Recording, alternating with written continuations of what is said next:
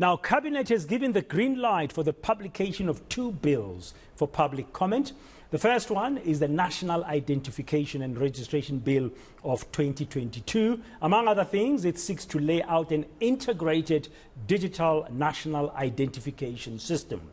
The second bill is known as the One-Stop Border Post Bill. This is hopefully will make it easier to get people and goods through the country's borders. And of course, among other things, it's said to be in line with the African Continental Free Trade Agreement. Just to shed more light on these 2 bills for us, I'm joined by the Home Affairs Minister in studio here on today, Dr. Aaron Motsoaledi. Dr. Motsoaledi, good afternoon. Welcome to today. Good afternoon. Thank you very much for coming through in the afternoon.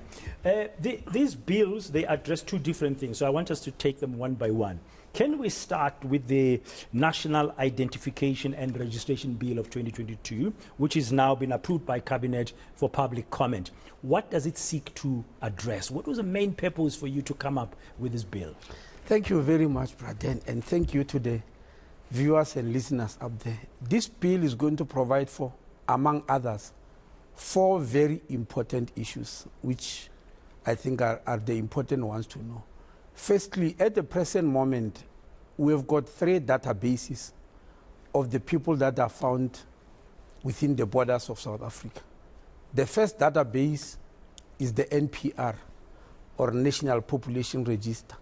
That registers birth, marriage, death, ID, passport, and any other identification or travel document just for South Africans, for people who are South African citizens. The second database is called NIIS, National Immigration Information System. It registered refugees and asylum seekers, but unfortunately, and very unfortunately, it doesn't register birth and death and marriage among themselves. That's the first weakness. Then the third database is called VAS, or VAS, Visa Adjudication System. That is the one that records people who are here via visas or permits, work visa, visitors visa. That includes tourists, people who are coming to study, to do work, business, etc. Now, unfortunately, all of them do not communicate with each other in any way. They are not integrated.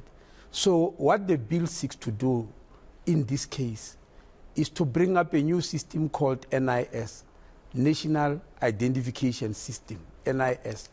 Everybody who finds themselves within the border of South Africa, regardless of their citizenship status, must be on that system. It doesn't change your nationality, but it just records you, so that we have got a record of everybody sojourning or found within the Republic at any one time. The second thing it's going to do is going to change the age at which people acquire their ID document. That's interesting. Yes, at the moment it's 16 years. We want to move it down to 10 years.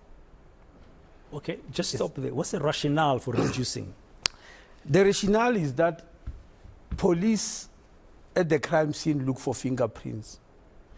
And we have learned that criminals use young kids who don't have IDs yet, because nobody has got their fingerprints. Remember, the fingerprint database of police is only for people who once went to a police station in one or the other. Home Affairs has got the biggest database of fingerprints, but we too, our fingerprints are those who ever went to a Home Affairs office to take an ID, get married, or those who died. So then criminals use young kids, and police go there, they found fingerprints, but belong to somebody who's still very young. It's not on the database. So we want to catch the database from the age of 10 in order to be able to help police. Okay, what's the third major change? The third major change is the, excuse me, the fact that, well, this surprises many people. There is no law that forces anybody to take a death certificate. People take death certificates because they need them. There are those who don't. Yeah, you need them for something like insurance. Yes, those who like don't that, have all those things, they just get buried, you know. And that's a big problem, because to the east of this country, to the borders in the east, we have discovered communities where when a young child dies, they don't take the death certificate because they don't need it, as we are saying, for insurance and all that. Yes, they go and bury that child, but that child has got a birth certificate of South Africa. They go and sell it to a child who is born in another country, and that child lives as this South African child who has died. They actually acquire their identity. So the bill seeks to criminalize and prevent anybody from being buried without a death certificate. So whether or not you have a reason, like insurance, you must get a death certificate. That's what the bill is proposing. Yeah, it must be mandatory, yes. The fourth thing, because I mentioned 4 important ones, is the issue of, binary issues. You are aware that our ID, the ID number, I mean to say, is not a silent, are not just random numbers. Yes, that middle part, those 4 digits. Yes, they talk about your gender. No. It's only one. If I may explain it, there are 13 digits in your ID. The first 6 is about your date of birth, starting with the day, the month, and the year. The 7th digit is the one that denotes your gender. The 7th. Yeah, the 7th. If it's for women, it will be either a 0 or a 1 or 2, 3, 4. That means they are allocated 0 to 4. Yes. For males, it will be 5, 6, 7, 8, 9. They are allocated from 5 to 9. Mine is a 5. I'm just thinking about that number. Yes, mine is a 5 too. Because we are all males. If you go to a woman, there won't be any woman with a 5. 0 and 4. Yes. So what is the bill proposing about that? Yeah, and then the last digit, of course, denotes your nationality. Then the ones in the middle, they actually show what number were you on the day you took an ID when we registered you. Now, we do have a problem because that system is based on binary systems. In other words, on a system that you either male or female. You know that that's not necessarily like that in real life. And we've been ignoring that fact. And people who are affected by that have come up very strongly. So the bill is going to provide for a gender-neutral number when it comes to that. Okay, so the ID number after the bill has been passed, we're still a long way from that. Will accommodate the non-binary? Those who are non-binary, like transsex, who choose a gender neutral, then it will be put there. Yeah, I interviewed an activist from the LGBTQI plus community right in this studio about this very issue as they were campaigning ahead of the bill. So you've listened to them, you've heard them. Now the bill is out for public comment. How is that process going to be running and how long? Is it out for public comment immediately? No, the bill has been passed for public comment by Cabinet only on Wednesday. Okay. But they added certain finishing touches to it. We're still doing the finishing touches. I think we'll release it next week. And for how long will the public have to make their comment, to engage with it? We'll decide when we issue it out, whether a month or 2 we'll decide, because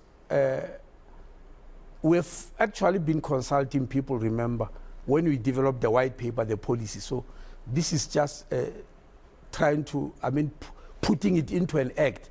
So the consultation shouldn't take that long. We'll put it a month or so, but we're going to decide when we issue it on Monday. Yeah. So you spoke the other day in Parliament and on other platforms about the digitalization process. There's this big campaign that you've been driving, and you've employed a lot of young people through this process of digitization.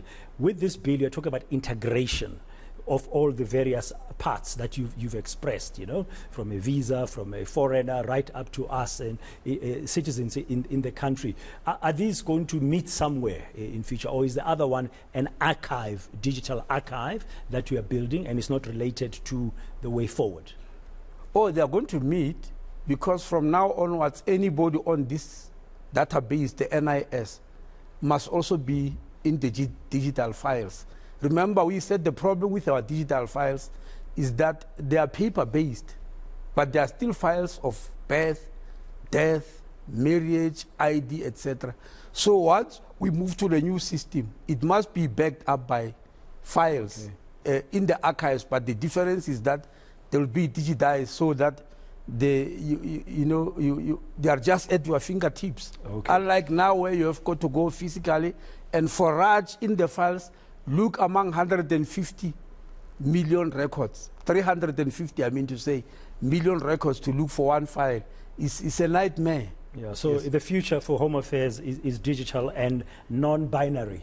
So let's talk about the other, while I have you, Minister, before you go, the other bill that's also out for public comment, that's been approved by Cabinet for public comments, is the One-Stop Border Post Bill. Yes. What is this about? This is about our borders, Braden. I'm sure you are aware when you go through a border, you get processed by two countries. You stand this side of South Africa, which you are living, get processed, and jump over. When you arrive at the other side, the other country also processes you as if nothing has happened before. That process may take many hours. Now, one-stop border post is that we're going to stop that. There's only one stop. And there are quite a number of, there are 3 models for that one-stop border post. One model is one country system, where you abolish all the buildings on this side of the border. They all go to one country. And the people working in this other country all go to join in that one country, and they process you there. The second model is called a straddle model, where you put the building right in the center of the borderline, which won't happen in areas like Beitbridge because the borderline is a huge river. You can't put the building there. Yeah. Or Limpopo will sweep it away. Yes. Limpopo will sweep it away, yeah. So, yes. Now, the last method, which proved to be very popular with South Africa and the neighbors, is to juxtapose model.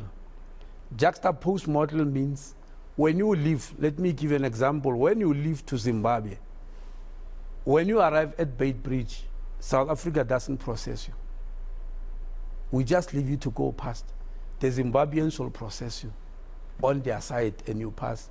When you come back, the Zimbabweans don't process you because you are coming to South Africa. They leave you. It's the South Africans who will process you to enter their country. So all the neighbors have agreed to this juxtapose model? Yes. They've agreed to the juxtapose model as the most popular and the most workable. Yeah. Final, Minister, what do you hope then, if this bill is out for public comment, what do you hope that it will really achieve? Because now with the juxtapose model, one side will be on when you are going there and not when you are coming back. It will achieve speed and efficiency, but attached to the bill is also massive infrastructure lift and technology. It's not just going to be a system, it's going to be matched by new technologies and massive facelift. In fact, on the South African side, we have already calculated, because the facelift is going to be done in 6 busiest ports of entry. That's Beitbridge with Zimbabwe, Lebombo with Mozambique, Oshoek with Eswatini, Maseru and Fixback, both with Lesotho, and Kopfontein with Botswana. That's going to cost 6 billion rand just to put a facelift there, where you are going to have a lane for trucks, freight, a lane for, people who are passing, pedestrians, a lane for taxis and buses and all that. That speaks to efficiency, and it also speaks to the Africa Continental Free Trade Agreement. It will make it smooth. At the moment, it's just signed and we talk about it, but I can tell you, if you go to our borders, it's a mockery. If you go to Lebombo now, you're going to find a 20-kilometer line of trucks. The trucks on the left, on the N4. Yes, they will be carrying produce from mines to Maputo Harbor, but they are lining up because we don't have the infrastructure or the technology to deal with them. Yeah. Final question to you, Minister. You've recently, last year, you launched the new Border Management Control Authority. How will that live side by side with this new bill once it's approved? Well, the one-stop border post will become very good for them because it will be efficient. So it will facilitate. It will facilitate the work they are doing. Also, facilitate their work in fact that the new infrastructure is going to put. It's going to make it very difficult for people who just cross the border illegally, because some of the people don't cross at the borderline.